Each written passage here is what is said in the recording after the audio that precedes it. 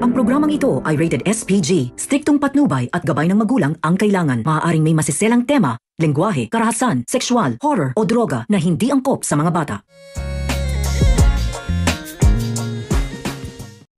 Narito na ang kabang-abang ng mga eksena sa May Ilonggo Girl. Dahil nga sa mga kasamaan ng mag-inang Vivian at Venice ay itong si Tata at pamilya na naman ito ang nagdusa sa mga kademonyohan ng mga ito.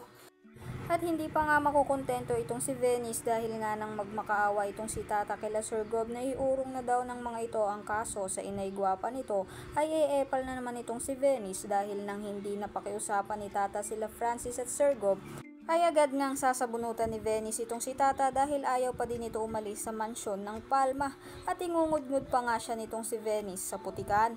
Pagkatapos pa nga siya nitong ilublob sa putikan ay hahagisan pa siya nito ng pera sa mukha dahil yun lang naman daw ang kailangan nitong si Tata sa mga Palma.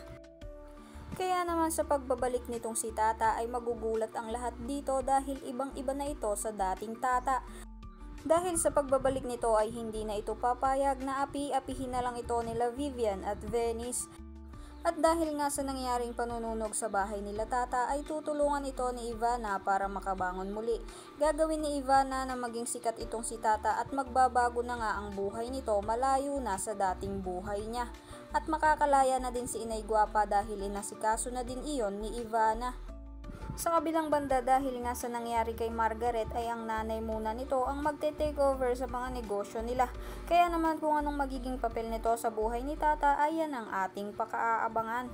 Kaya naman kung isa ka sa mga patuloy na nakasubaybay sa mga nakakapanabik na eksena ng May Ilonggo Girl ay huwag mo namang kalimutang i-like ang video na ito and don't forget to subscribe. Salamat sa panonood. Till my next one. Bye-bye!